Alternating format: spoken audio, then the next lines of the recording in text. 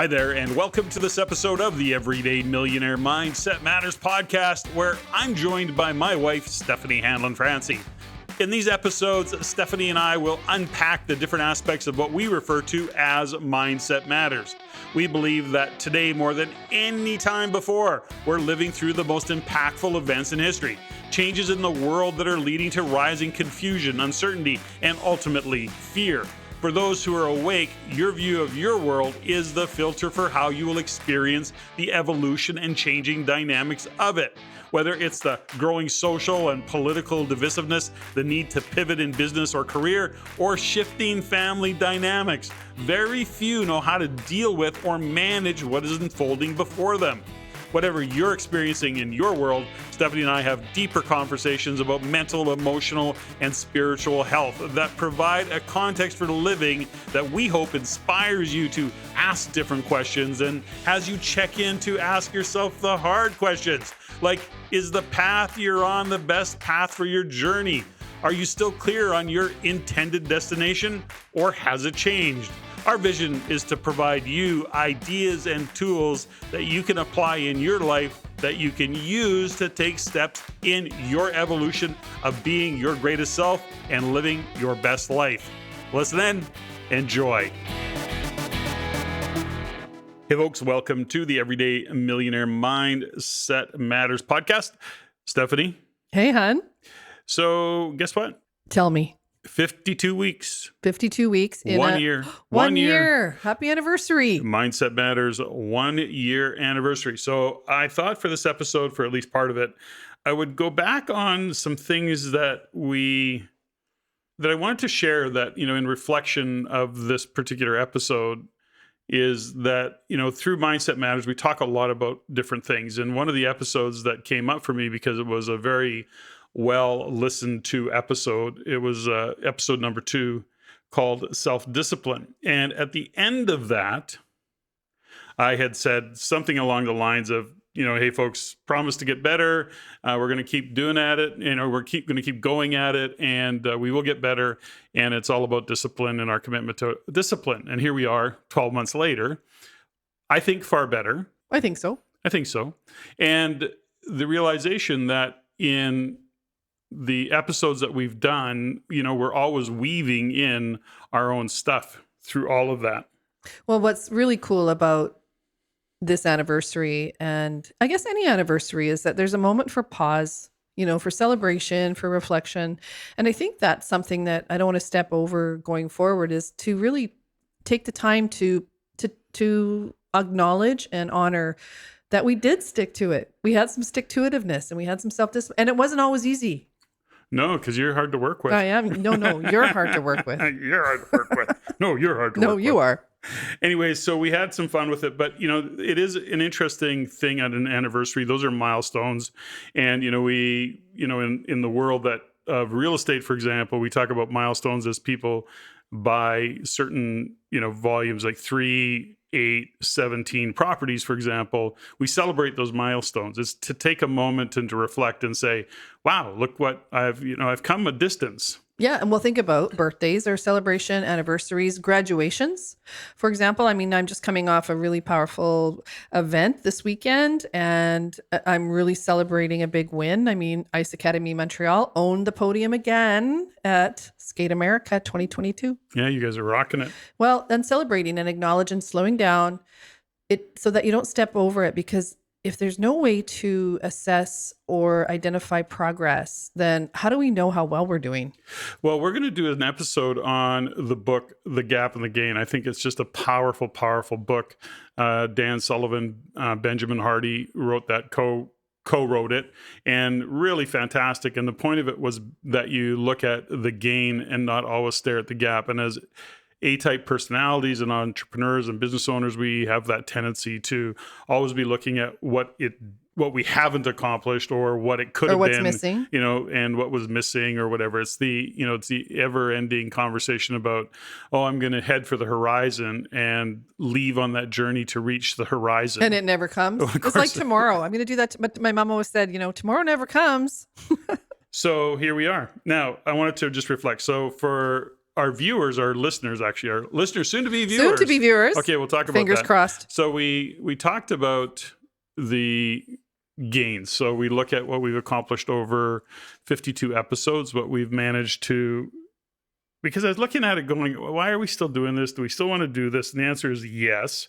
But here we are, 52 episodes. That in itself is a bit of a milestone. We launched our second shift coaching program, Setting Honest Intentions for Transformation. And considering a third in the new year. We did our Mindset Matters 3-month introductory program that we did. Once again, we'll probably do that in the new year. We actually have booked dates for that. And it really was about the self-discipline to keep on doing this. We also launched a YouTube channel just recently, by the way. We've got a bunch of stuff uploaded. No video per se, because we've got the Everyday Millionaire in there. And I do some teaser videos for that, but primarily audio. And then we're going to, in the new year, start doing a YouTube version of I'm Mindset a little Matters. nervous. You're going to have to do your hair. I know, and makeup. I know, it's crazy. But also we, aside from being on Apple and Spotify, we are now on Google Podcasts. We're on Amazon. We're on Podcast Index and Podcast Addict and a couple of others. I never even heard of a lot of those. Well, that's cool. Yeah, if you're in the podcast world, those are pretty common. And so we look at the things that we have done over the past 52 episodes in the past year, and we've made some pretty cool. Yeah, and headway. thanks for bringing that up, because what you said before was, do we still want to be doing this? And I think, just to reconnect to our why. Like, why are we doing this? I mean, for me, there's a purpose to it. I love talking. I'm really good at it. I like hanging out with you once a week at least. But ultimately, one of the things that is, connected to self-discipline, but it also, I bumped into some of my own stuff. You and I process, and we work very, very differently. And I was the resistant one. I didn't want to have to, commit to every week and do this and be organized and, write notes. And I wanted to freestyle. I wanted to wing it. And you're just so good at getting grounded and setting a context and a format, which allows my creativity to really kind of get stirred up. So I appreciate that. And I really want to acknowledge you for that, hun, is that I was not easy to work with at first. I was so resistant. But the reason being, and what I got underneath it, my big fat lie, is that I was terrified of being a little bit exposed. Is terrified the right word? I was scared, yeah. Really? Because what's interesting? When you get into the coaching world, I've been a coach for over 3 decades. Coaching is a one-way relationship, really. Coaching is a one-way relationship. So coaching is not about me. When I got that, I do know some coaches, and I've met some people in the psych world and psychology and psychiatry that are still processing their own world and their own work and their own traumas through their clients. I made a commitment very early on that my work is about my clients. They don't need to know anything about me. If they ask every once in a while, sure, I'll share something, but it's never about me. I don't use personal life experiences unless it's relevant and it's not about ego. But when I was thinking about this podcast, I was thinking, what if stuff comes up about me and I have to say something about my own life? And that's what's happened over the last year, is that I think we've been able to share some cool stories or maybe some learnings and lessons of real life stuff that you and I have been through, because we're certainly not perfect. Well, it's interesting that something that it's an interesting comment. I don't know that, terrified is a word that comes into my kind of lexicon of feelings of, doing a podcast. But as a performer, to be ripped open, there's a terror that happens in me that I've had to process over the years. So maybe It's not the best word, but yeah. So but I get what you're saying. I totally understand what you're saying. There's certainly a part of me that goes, about the judgment, but I think so many years, but you make an interesting point. So as a coach, it's always one-sided. You're always about the client, or you're always about the group. Always. And it really isn't about you, although you might bring into, like you said, some experiences into it. I think as a speaker and a coach for so many years, especially when you're on the stage in front of hundreds of people, you really are exposed. But if you make it about the audience, that just kind of goes away. The fear goes away. The fear goes away. But you don't know what those people are thinking. And quite frankly, at this point in my life, I don't, it doesn't matter so much. I don't want to say I don't care, but no, I always want to bring value. Whoa, slow down, cowboy. It's not that you don't care. It's that we can't care, because if we make it about us, people feel it. So it's not that you don't care what people are thinking, is that we can't care, because if we care too much, we'll stop the purpose. We get in our own way and we stop the message, or we stop what it is that we're trying to get across to people. So it's not that we don't care. It's not that I don't care what our listeners are thinking about right now. It's I can't care, because then I will limit or probably edit what I want to say. Well, we always try and make it about the listener. And so for those of you who are perhaps speaking, coaching, doing something, a little trick I learned many years ago, I wish I could give credit to where I learned this from, but I give this guidance all the time to many speakers who have been on our stages over the year, where they've said, I'm really nervous and what do I do? And, here's a fundamental, and this is to me a pro tip. So if you're a speaker, if you're on a podcast, if you're on the stage, if you're talking to a small group, a big group, here's the question that you need to ask yourself if you're feeling a little bit nervous or uncertain. And that is, what do you want the audience to do after hearing you speak that they wouldn't do before hearing you speak? Good one. And the reason that question is so powerful, I'm going to repeat it. What do you want your audience to do after hearing you speak or hearing you present that they wouldn't have done prior to hearing you speak or hearing you present? Now, the reason that is actually so profound and powerful is because it makes everything that you're about to say about the audience. It shifts. It actually is a line or a switch that gets flipped in your brain that makes it about the audience. And when you make it about the audience, nerves really go away. You can be excited to actually deliver something that you want your audience to take on, to do. That's the difference between motivational speakers and inspirational speakers or transformational speakers, is I find that there's people, even I think about teachers and the kids over the last couple of years who've had to, sit on Zoom or on teleconferencing, and the teacher sitting there, you don't know, if they're inspired or they're interested or they're just going through the motions. But how, even in a situation like that, do you reach and connect and inspire someone to take action, even homework? How do you get them to do their homework if you're just bored or you're making it about you and what it is that you have to deliver? So I think whatever you're doing in this world right now, there's the AI, there's the video conferencing, there's telecommunications, there's social media. There's so many ways to communicate right now. And I think knowing that we have a purpose and our why, I hope that it really comes across through this particular platform. As much as I like technology and Zoom and all the rest of it, I've done a couple of a few live events now, and I'm speaking actually next week at a live event, and I'm excited about that. There is certainly a connection there that I like and that I have been missing, and I didn't know I was missing it until I did it. Anyways, so something else. So then the question is, why do we do this podcast? And there's a fundamental thing that shows up.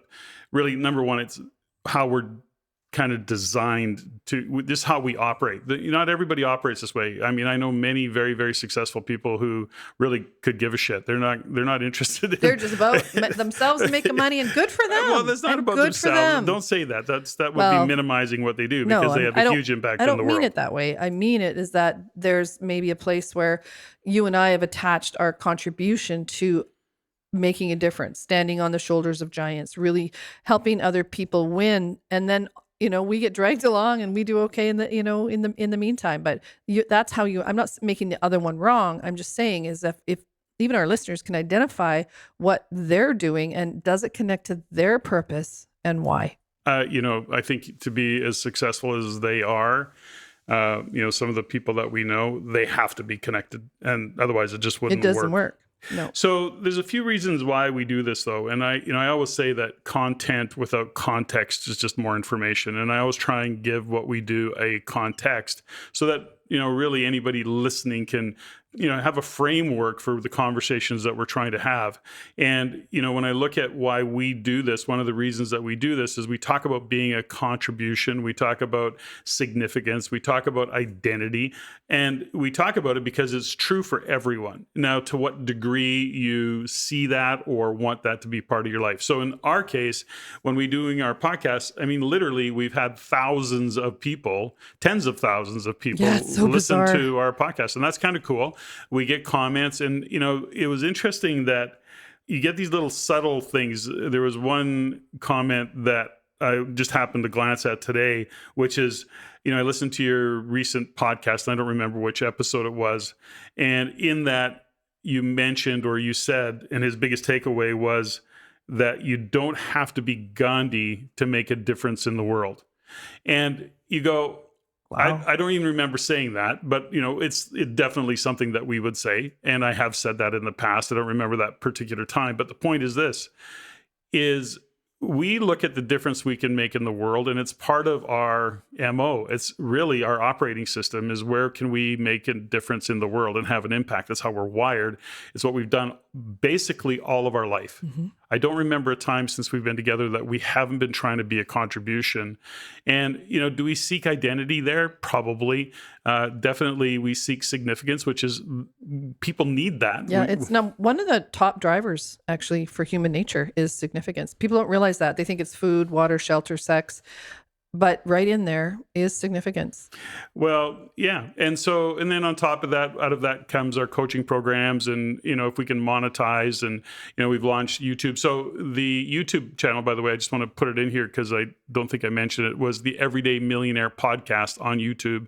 And then within that is Mindset Matters. So those are where we'll be launching and developing. Hopefully we're going to develop some more programs and continue to do this and get out there and have a bigger impact in the world. And I don't know, we'll see where that all goes. Yeah. And thanks, for this moment to reflect and to connect with you and our listeners. And I'd like to sort of throw out there's been some amazing feedback and some comments and some not so great comments and some challenges that have come in over the year that I think I'd like to maybe dig into either some of our favorite podcasts or some of the questions that we've had. So Patrick, what's your thoughts? Well, first off, I want to say this is that kind of end this segment, we've been kind of droning on a little bit, which was a comment that you had made, a quote that came to mind for you earlier today when we were kind of riffing off some stuff.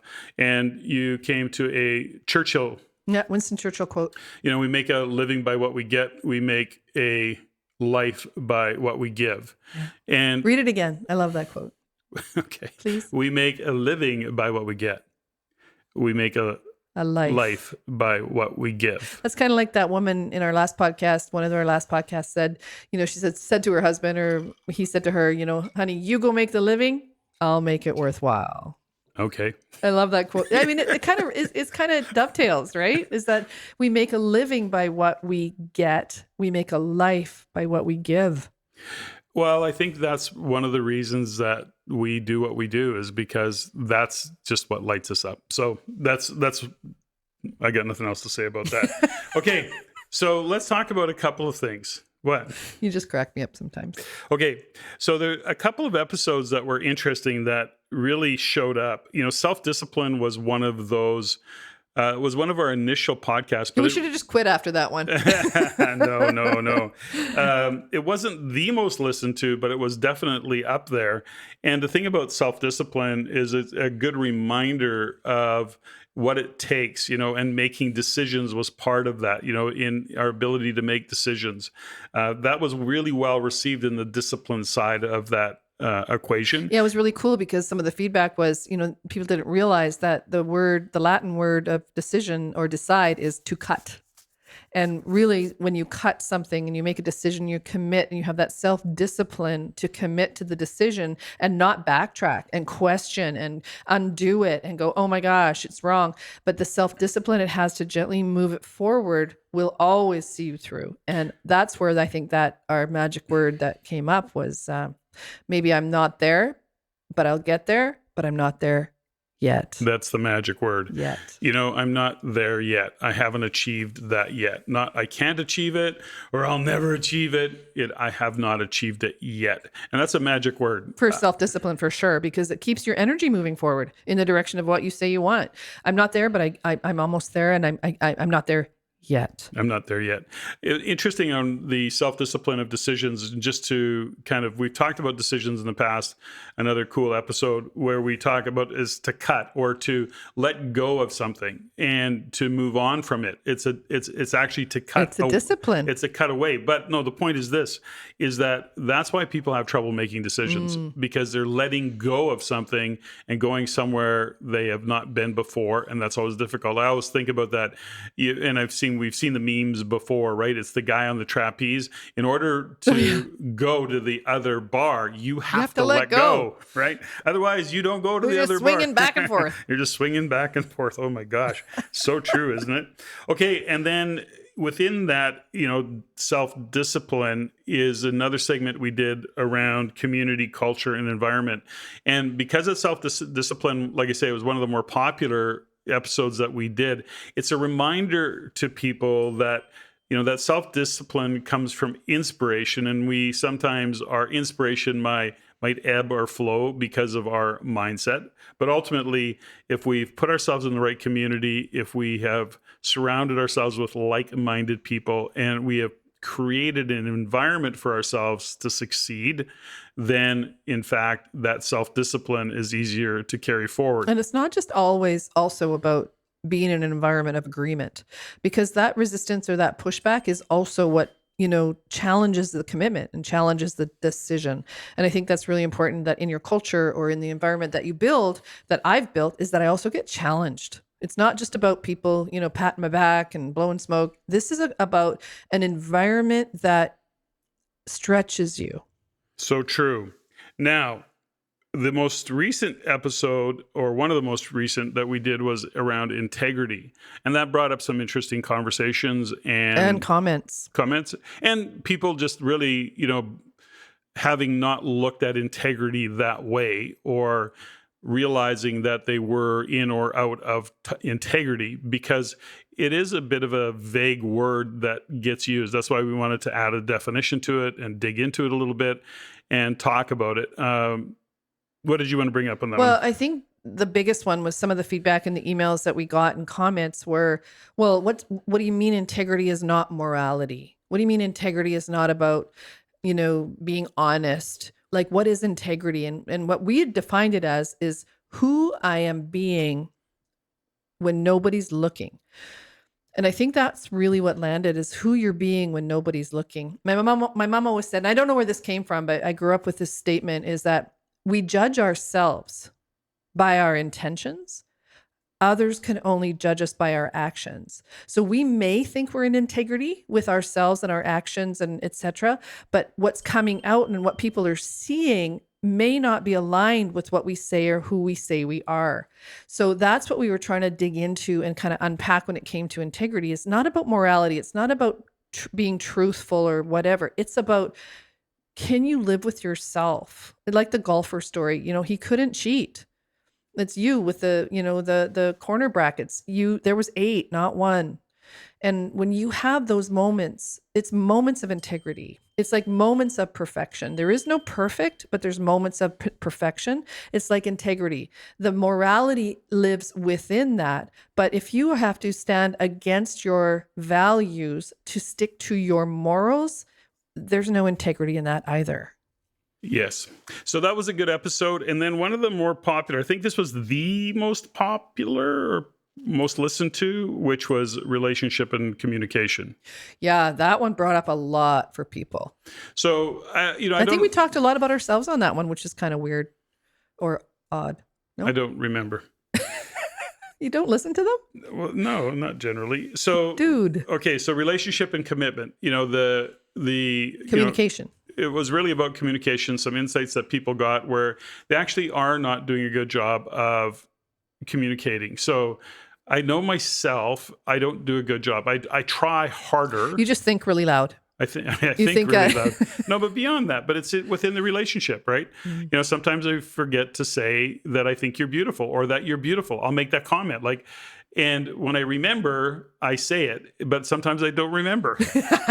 Well, it's an age thing too, right? Like I'm not getting any younger either. But it's an interesting fact that I know that, you know, anybody likes to be complimented, and, you know, you never know the timing, and I only ever say it from sincerity. Well, you know what's interesting? It's funny you say that because it's not one of the things that I think about a lot, and you'll usually say it when I'm not feeling beautiful. And you know, one of the other things is that it's the question of how do I know you love me? How do I know you love me? Well, if you can say you love me, which you do, which is really awesome. And sometimes I drive you crazy, and you say that too, and you think I'm a, whatever. But somebody asked me, one of my colleagues said this summer, actually, they were in town for our my birthday or anniversary or something. And they said, how do you know Patrick loves you if he doesn't say it? And I go, because he's mowing the lawn. And it was like, it stopped the conversation. And they said, what do you mean by that? I said, when you know Patrick, you know part of what drives him, and some people call it a love language, is acts of service. So when you are mowing the lawn, or you're, you know, washing the glass on the patio or whatever, it's like there's just a place where I know that you're doing that for me and you're doing it for us. And that's, if I haven't heard that you say I love you, I love you, I love you, I think you're beautiful over and over, because I don't really need that, but when I see you or feel you doing those things, I feel loved. Well, there you go. So, yeah, acts of contribution, love languages. We should do a show on love languages. Yeah. Because that's one that everybody can have a reminder. I know, right? What are they? Gifts, acts of service, words of affirmation, touch. There's a whole bunch of love languages. And when I started to understand what yours were, I didn't need you to remember to say I love you or that I'm beautiful. I can look around our property. I can look at our dogs. I can look at our home. I can look at our bank account. And I just go, he loves me. So, folks, you know, this episode particular was nothing specific other than to look at the past 52 weeks of Mindset Matters, and for us to say, hey, we did it. 52 weeks. I think we're going to keep going. That's the intention. So no, I think we should. So and to be grateful. So thanks, hon. Thanks for putting up with me and my resistance and my inability to be consistent and my lack of attention to detail. You really are, you complete me. There you go. Well, thank you. And, people seem to like you most, so I don't know what to say about that. No. Okay. Not me. It's you. So that's a wrap for this episode of Mindset Matters. Steffany, thank you. That was fun. Ladies and gentlemen, thank you for listening. If you found value in the podcast, please take the time to rate and review and share with others. Share with your friends. As it is my goal to always improve and to provide the highest value for you, the listener. If you have any comments, suggestions, or questions you'd like answered, please email me at ceo@reincanada.com. That's ceo@reincanada.com. I look forward to hearing from you. And until next time, Patrick out.